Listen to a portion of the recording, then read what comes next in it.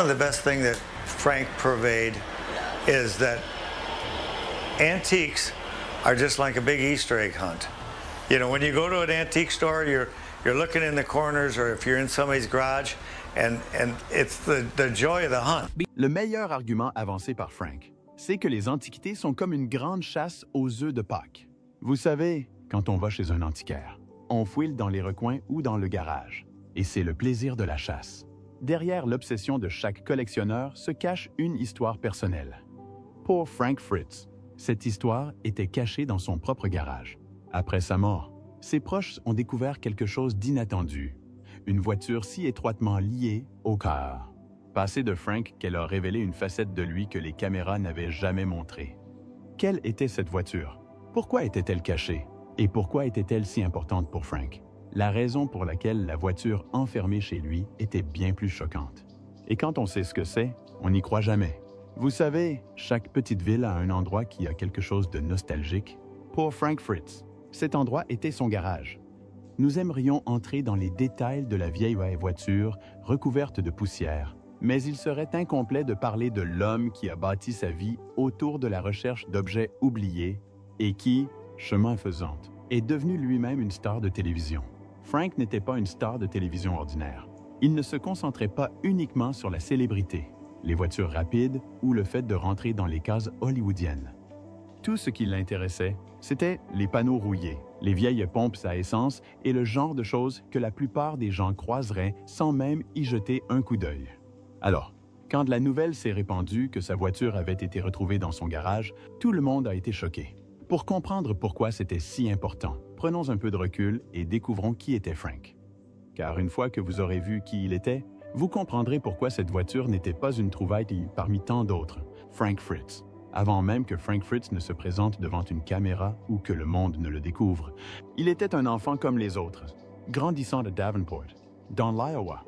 Il n'a pas grandi dans une famille riche, mais il était assez spécial. Il n'était pas comme les autres enfants. Il était souvent fasciné par ce qui indifférait la plupart de ses camarades de l'époque. Pendant que les autres enfants s'adonnaient au sport ou collectionnaient des cartes à collectionner, Frank alignait des canettes de bière par couleur et par forme. Il rangeait de vieux timbres dans des boîtes pour la chaussure, déterrait des pierres dans le jardin et les montrait fièrement. Même sa chambre ressemblait plus à un marché aux puces qu'à une chambre à coucher. Et il aimait ça. La passion de Frank ne lui est pas venue par hasard. C'était un garçon curieux qui aimait poser des tonnes de questions. Et cela l'a marqué longtemps après son enfance. Plus tard, il a accepté un poste d'inspecteur des incendies. C'était un travail stable et responsable, mais ce n'était pas ce qu'il voulait faire. Il rêvait de collectionner, une habitude qui ne l'a jamais quitté en grandissant. Pendant ses jours de repos, il parcourait l'Iowa et les villes environnantes, faisant un saut dans les vides-greniers, les ventes aux enchères de succession ou les stands en bord de route. Sans un objet insignifiant comme un vieux bidon d'huile ou une vieille enseigne, attirait son attention. Il le rapportait chez lui pour le conserver. Ceux qui connaissaient Frank à l'époque disaient qu'il avait toujours eu cette personnalité décontractée et amicale. Il était accessible et un peu négligé. C'était le genre d'homme qu'on croise dans un restaurant du coin, avec un rire qui donne l'impression de le connaître depuis toujours. Au fil du temps, ses habitudes de collectionneur ont pris une autre dimension. On a commencé à l'appeler quand on avait des choses à se débarrasser. Et très vite, la rumeur s'est répandue que Frank avait un faible pour les antiquités et les curiosités. Petit à petit, il a commencé à faire de petites ventes parallèlement. Ce qui n'était qu'un hobby commençait à ressembler à une seconde carrière. C'est alors que Mike Wolfe est entré en scène. Mike, lui aussi, pratiquait la cueillette depuis des années et il avait pour vision de transformer l'univers étrange de la chasse aux antiquités en une émission de télévision. Frank et lui se connaissaient grâce à leur expérience de cueillette dans l'Iowa. Ils n'étaient pas les meilleurs amis du monde, mais ils partageaient un amour commun pour les objets oubliés. Et surtout, ils avaient le don de se débarrasser des objets dont les gens ne trouvaient plus de valeur. Ils allaient de pair. Frank avait le charme, la barbe et l'humour. Ces qualités faisaient de vous la personne idéale pour ce poste. Et Mike le savait. Très vite, Frank quitta son poste d'inspecteur des incendies pour se consacrer à plein temps à la collection et fonda Frank's Finds. Mike, à ses côtés, travaillait avec lui, car il parcourait parfois de longues distances juste pour fouiller les décharges d'inconnus. Mike, qui souhaitait faire de son entreprise une émission, a commencé à réaliser des vidéos de son activité et a tenté de la présenter aux chaînes de télévision. Leur seul atout était la passion du travail et une vision claire. Comment deux collectionneurs de l'Iowa sont-ils devenus non seulement les collectionneurs préférés des Américains, mais aussi une émission de télévision? Découvrons-le. L'ascension des cueilleurs. Après plusieurs années, la chaîne History Channel fit son apparition. Et Frank s'était déjà constitué une clientèle discrète et fidèle parmi les collectionneurs locaux. Il n'était pas encore célèbre, mais son nom avait une signification particulière dans le monde des cueilleurs. Les gens faisaient confiance à son œil, à sa parole et à son instinct lorsqu'il s'agissait de vieux trucs aux histoires inédites. Alors, quand les producteurs cherchaient quelque chose de nouveau, de vrai, la chasse au trésor de Frank et Mike au bord de la route semblait tout indiquer. American Pickers a été lancé en 2010 et dès le premier épisode, il a touché une corde sensible. L'histoire racontait simplement l'histoire de deux hommes dans une camionnette, sillonnant les routes secondaires des États-Unis, fouillant granges, garagers et entrepôts à la recherche d'histoires oubliées. Mais ce ne sont pas les découvertes qui ont fait la différence, mais les gens. Frank était aussi celui qui se démarquait le plus, même s'il ne cherchait rien à vendre. Son charme résidait dans le fait qu'il ne prétendait pas être ce qu'il n'était pas. Il portait ses chemises en flanelle, faisait des blagues et s'enthousiasmait devant des panneaux en métal rouillé. Il semblait familier aux spectateurs, et c'est ce qui a attiré les téléspectateurs vers lui. In coulisses, il n'y avait pas que Frank et Mike dans la série. D'autres acteurs, comme Danielle Colby, dirigeant l'équipe depuis l'atelier de l'Iowa, assurant ainsi la stabilité de l'ensemble. Elle avait son charme, son courage, et contribuait à compléter l'équipe. Ensemble, elles ont créé quelque chose qui n'était ni une question d'argent ni de célébrité.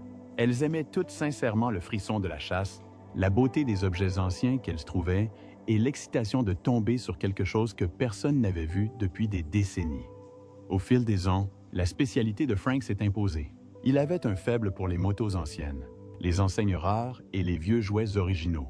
Tandis que Mike recherchait souvent les objets de valeur, Frank était celui qui s'illuminait devant un bidon d'huile peinte à la main ou une boîte à lunch vieille de plusieurs décennies. Ses réactions à la découverte de ces objets ont rendu le spectacle captivant. L'émission a rapidement rencontré un succès retentissant, non seulement aux États-Unis, mais dans le monde entier. Partout dans le monde, le public a été touché par ce sentiment de découverte et Frank est rapidement passé du statut de simple cueilleur à celui d'un véritable symbole de l'Amérique. Ce Bob, ses plaisanteries et son rire tonitruant ont suffi à le faire devenir un personnage apprécié de la série. Mais au fil des saisons, les choses ont commencé à changer. Frank a commencé à montrer des signes de fatigue physique et émotionnelle. Sa santé s'est détériorée. Il souffrait de douleurs dorsales qui le ralentissaient. Et non seulement c'était le problème, mais la tension a également commencé à monter entre lui et Mike. L'alchimie légère qui existait autrefois a commencé à s'estomper. Certaines fans l'ont remarqué, d'autres l'ont ignoré. Mais cela ne changeait rien au fait que quelque chose était en train de changer. Des rumeurs circulaient sur des divergences créatives et personnelles. Le temps d'écran de Frank commençait également à diminuer, jusqu'à sa disparition complète. Comme ça, pas d'au revoir grandiose. Pas de départ particulier, juste un silence. Pour les téléspectateurs qui l'avaient suivi pendant plus de 10 ans, c'était bouleversant.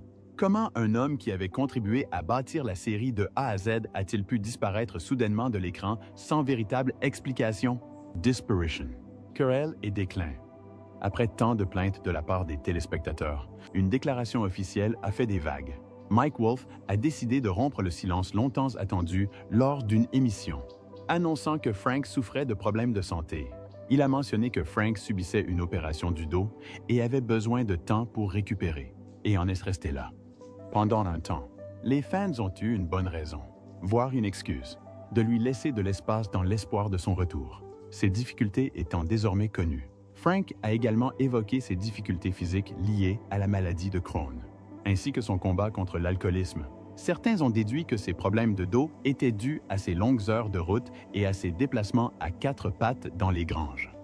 Il semble que soulever de lourdes antiquités ait pu lui coûter cher. La plupart des fans pensaient qu'il reviendrait une fois guéri. Mais lorsque les semaines se sont transformées en mois et que de nombreuses saisons se sont écoulées sans que Frank ne revienne dans la série, c'est là que les vraies rumeurs ont commencé à circuler. Ces rumeurs n'étaient pas de simples spéculations. Cette fois, Ce sont des allégations peu flatteuses qui ont commencé à circuler. On a parlé de dépendance à l'alcool, de tensions financières et même de véritables brouilles entre Frank et Mike. Aucune de ces allégations ne provenait directement de la chaîne, et ni Mike ni Frank n'ont raconté toute l'histoire. Mais les gros titres ont fait ce qu'ils font. Ils ont relayé l'histoire, puis Frank a pris la parole. Lors d'une rare interview, il a enfin donné sa version des faits. Il savait que j'avais mal au dos. Mais il ne m'a pas appelé pour me demander comment j'allais. C'est comme ça? Les fans, perplexes quant à son départ, se sentent désormais trahis. Frank affirme n'avoir jamais reçu d'appel, ni de préavis, ni même d'invitation à revenir. Il pensait que la série avait continué sans lui, et cela lui a fait mal. Ce n'était pas seulement un problème professionnel. Son amitié avec son ami et partenaire de longue date, qui durait depuis des décennies, avait tourné au vinaigre, et la façon dont elle s'était terminée déplaisait à beaucoup. Derrière ce silence grandissant se cachait un homme aux prises avec plusieurs formes de souffrance. Sa santé physique avait commencé à décliner avant même que les caméras ne s'arrêtent de filmer. Host Chan, la situation empirait. Il paraissait plus maigre sur les quelques photos qui apparurent. Son visage semblait fatigué, comme quelqu'un qui avait plus de choses à faire que de choses à faire. Ses vieux amis disaient qu'il ne sortait pas beaucoup. Certains n'avaient plus de ses nouvelles. Les collectionneurs qui le voyaient lors d'événements ne l'avaient pas croisé depuis des années. C'était comme si Frank était lentement sorti du cadre, et personne ne l'avait vraiment remarqué jusqu'à sa disparition.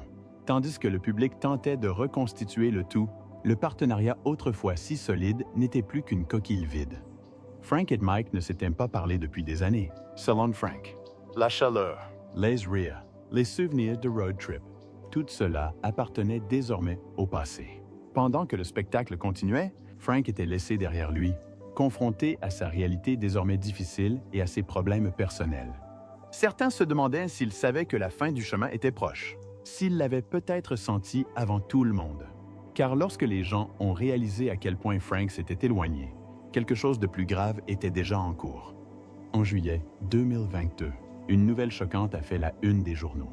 Frank Fritz avait été victime d'un grave accident vasculaire cérébral.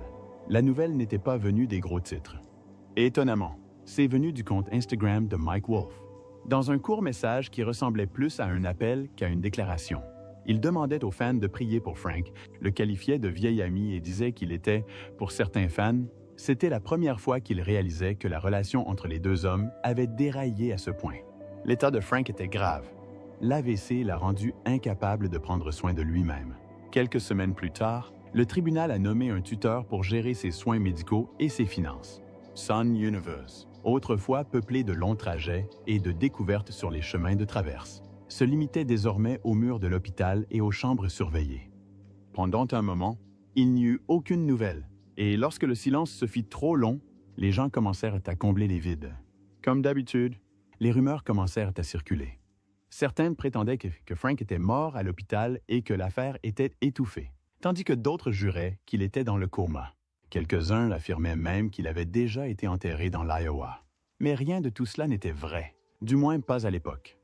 Pourtant, les rumeurs se sont rapidement répandues, notamment sur les réseaux sociaux. Puis, près d'un an plus tard, les rumeurs de sa mort sont devenues réalité. Frank s'était éteint discrètement, loin des caméras, de la foule et des projecteurs. Ce qui a surpris les gens, c'est que Mike Wolf était là quand c'est arrivé. Le même Mike qui avait autrefois continué sa vie sans lui. Le même Mike qui avait passé des années loin de celui qu'il considérait autrefois comme son frère. Personne ne sait vraiment si les deux hommes ont fait la paix avant la fin. Certains disent qu'ils se sont parlé durant ces derniers mois. D'autres affirment qu'ils n'en avaient pas besoin. L'important, c'est qu'il soit présent et qu'il soit resté à ses côtés jusqu'au bout. Mike a partagé un hommage simple en ligne, sans grandes déclarations. Il a simplement publié une photo de Frank et quelques lignes pour lui dire combien il l'aimait. Malgré tout, la réaction des fans fut encore plus émouvante. Après avoir soutenu Frank après toute la série dramatique qui l'avait accompagné jusqu'à ses problèmes de santé, ils furent profondément attristés par son décès. Pour honorer sa mémoire, ils ont réalisé une compilation vidéo où l'on voit Frank, toujours aussi joyeux, faire ce qu'il aimait, marchander et raconter des blagues ringardes. Pour eux, la mort de Frank était triste, car il n'avait reçu aucune récompense pour son travail acharné chez American Pickers. La découverte d'une mystérieuse voiture dans le garage de Frank a suffi à attirer l'attention du monde entier, car ce qu'il cachait était stupéfiant, à l'intérieur du garage. Après le décès de Frank, l'attention s'est discrètement portée sur la maison qu'il avait laissée derrière lui. Non pas la maison elle-même, mais le garage. C'était le seul endroit que Frank n'avait jamais vraiment partagé avec les caméras. Ses fans l'avaient vu fouiller les granges et les dépendances poussiéreuses d'inconnus à travers le pays. Mais personne n'avait jamais vu l'espace qu'il considérait comme le sien. Lorsque les portes du garage s'ouvrirent enfin en grinçant, ce qu'ils découvrirent à l'intérieur était époustouflant. L'air était lourd et presque immobile. Il était évident que personne n'était entré dans le garage depuis longtemps. Le sol était en désordre, couvert de couches de poussière, de rouille et de fragments de souvenirs. Des cartons étaient empilés contre les murs sans étiquette, et des outils étaient éparpillés. Oaks Coins, d'anciennes enseignes lumineuses enveloppées dans de vieilles couvertures de déménagement. On y trouvait aussi une rangée de motos anciennes aux pneus crevés et à la peinture défraîchie. Des trains miniatures, des boîtes à lunch et des jouets mécaniques qui semblaient n'avoir jamais été touchés depuis des années. C'était fascinant de voir que c'était là le monde de Frank à huis clos. Et puis, près du mur du fond, caché sous une bâche qui n'atteignait pas tout à fait le sol, se trouvait une voiture. L'équipe chargée de documenter et de préserver le domaine a trouvé cela étrange. La bâche n'était pas étiquetée et n'était pas non plus fraîchement recouverte. Un côté était drapé négligemment, comme si Frank l'avait jeté à la hâte et n'était jamais revenu le réparer. Lorsqu'ils l'ont retiré, la lumière a éclairé la courbe d'un pare-choc rouge foncé. Ce qu'ils ont vu, c'était une Chevrolet Bel Air de 1957, avec un toit rigide, 2 portes. Un intérieur noir et cet aileron arrière si caractéristique qui en a fait une légende. Ce n'était pas la voiture la plus précieuse que Frank ait jamais possédée, mais celle-ci était différente. Il n'en avait jamais parlé dans l'émission, ni en interview. Selon ses proches, Frank l'avait trouvée des années auparavant lors d'une bourse aux voitures en Californie du Sud, sans intention d'en acheter une. Il y était allé à la recherche de pièces détachées et peut-être de quelques pancartes. Mais lorsqu'il a vu la Bel Air, il a su immédiatement, sans hésitation, que c'était la voiture qu'il voulait. Il a signé un chèque sur le champ, a fait venir une remorque et l'a fait expédier dans l'Iowa. C'était l'une des rares choses qu'il s'était achetées. La voiture n'a jamais été vue dans un épisode. En fait, beaucoup de choses n'y étaient pas. Cela a suscité de nombreuses discussions sur les nombreuses choses que Frank avait dû cacher. Frank était un homme très ouvert, mais il y avait des choses mystérieuses chez lui. Que cachait-il d'autre? Hors de vue, l'héritage jamais diffusé. La rumeur court, il existe encore des images inédites de Frank. Des segments entiers, des road trips et des photos filmées, mais jamais portées à l'écran. Les fans s'interrogent depuis des années sur leur existence. Certains pensent qu'ils sortiront un jour. D'autres pensent qu'ils sont définitivement abandonnés. Quoi qu'il en soit, ce qui reste de l'histoire de Frank pourrait ne pas se résumer aux rediffusions. À l'apogée d'American Pickers, les caméras tournaient en permanence. Et quand on filme pendant des heures sur des routes secondaires et dans des petites villes, tout ne figure pas au montage final. Il y a eu des jours où Frank et Mike ont visité 5 ou 6 lieux de tournage et un seul a été retenu pour la série. Le reste a été stocké sur des disques durs et des archives, étiquetés, enregistrés et abandonnés. Les producteurs ont laissé entendre au fil des ans que les meilleurs moments de Frank n'étaient pas toujours ceux que le public voyait. Ses répliques, ses réactions sincères, les moments plus calmes dans la camionnette ou ses longues conversations avec les collectionneurs sur l'importance de tel ou tel sujet étaient tous là, quelque part. Il est étrange, d'une certaine manière, de penser que les moments les plus humains de son parcours pourraient être conservés dans un local de stockage. Invisibles, non pas parce qu'ils n'étaient pas à la hauteur, mais parce qu'ils ne correspondaient pas tout à fait au rythme d'un épisode télévisé. Pourtant, ces extraits manquants sont peut-être ce qui nous permettra de nous rapprocher le plus de la véritable identité de Frank. Pas seulement le type barbu et les blagues, mais celui qui trouvait de la valeur dans les petites choses et qui est resté curieux jusqu'au bout. Certains fans ont commencé à recadrer son histoire. Non pas pour semer le trouble, mais pour lui rendre hommage. Surtout si elle n'a jamais été diffusée en entier. Même après sa mort, la présence de Frank perdure dans le monde des collectionneurs. Certains publient des photos d'objets qu'ils attribuent à Frank, ou de pièces qu'il a trouvées et qui sont aujourd'hui exposées chez eux. Des panneaux vintage, des pièces de moto et même des jouets, chacun ayant une histoire liée à Frank. Et puis, le plus étrange, c'est que, même si Frank est parti, le mystère persiste. Aujourd'hui encore, les gens nient de la mort de Frank, et certains se demandent si l'histoire n'est pas plus complexe qu'il n'y paraît. Ce qui nous amène à la question à 1 million de dollars et à la rumeur la plus folle selon laquelle Frank Fritz ne serait finalement pas mort. Frank Fritz est-il vraiment mort? La partie dont personne ne sait vraiment comment parler. Sans paraître un peu bizarre, il y a encore des gens qui pensent que Frank n'est jamais mort. Même après l'AVC, les archives judiciaires, l'hommage rendu à Mike et les déclarations qui ont suivi. Les rumeurs ont survécu.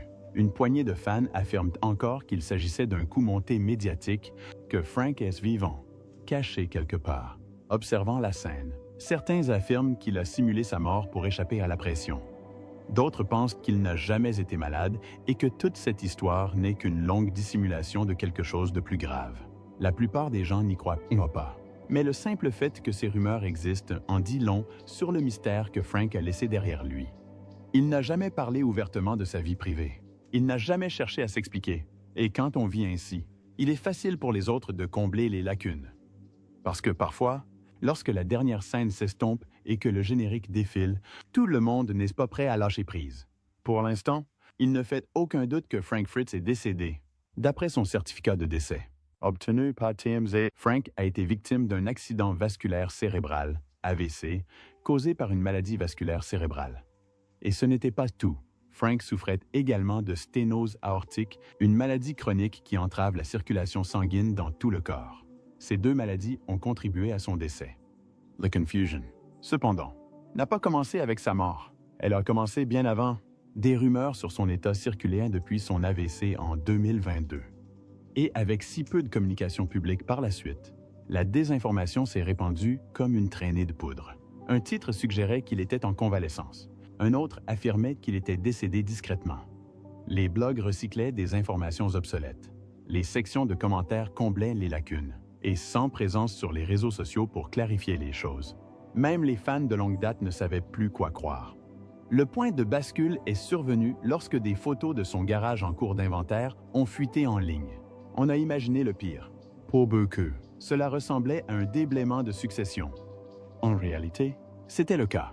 Ses conservateurs avaient commencé à gérer officiellement ses biens et à se préparer à ce que tout le monde redoutait comme inévitable. Frank n'était plus sur la scène publique depuis un certain temps. Alors, lorsque l'annonce officielle de sa mort est enfin tombée, certains ont été choqués. D'autres ont eu l'impression de le pleurer bien avant que la vérité ne soit confirmée.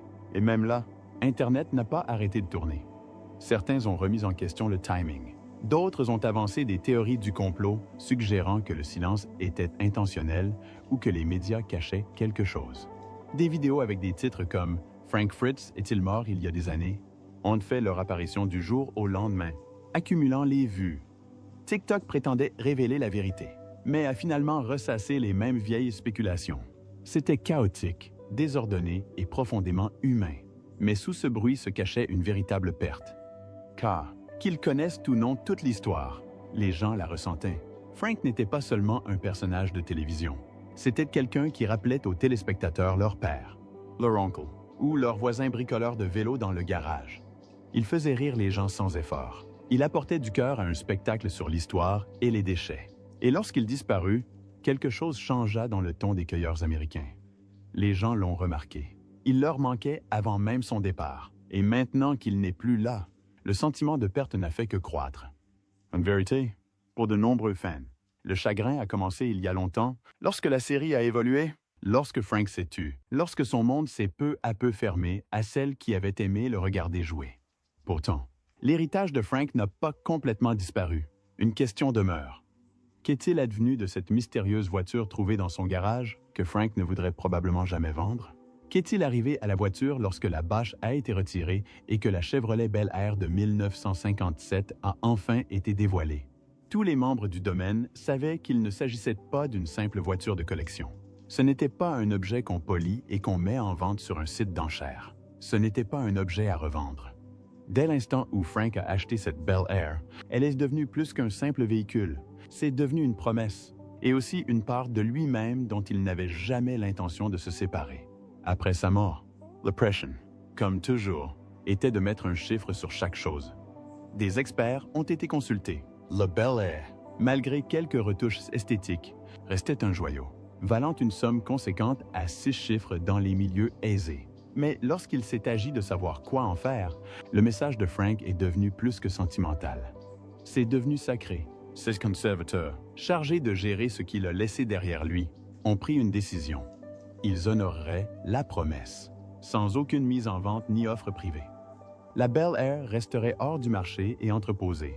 Intact it intact, exactement comme Frank l'avait laissé. Mais l'histoire ne s'arrêtait pas là. Peu après, des rumeurs et des spéculations ont commencé à circuler.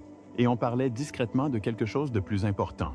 Quelques proches de Frank ont commencé à explorer l'idée de préserver la voiture, non pas comme propriété, mais comme héritage. Le mot « fondation » a commencé à surgir dans ces conversations. Une fondation Frank Fritz, peut-être même un mini-musée. Rien de formel pour l'instant. Mais l'intérêt est réel. Des fans ont exprimé leur soutien. Des collectionneurs ont proposé de faire don de souvenirs. On parle même de réunir sous un même toit des objets des premières collections de Frank.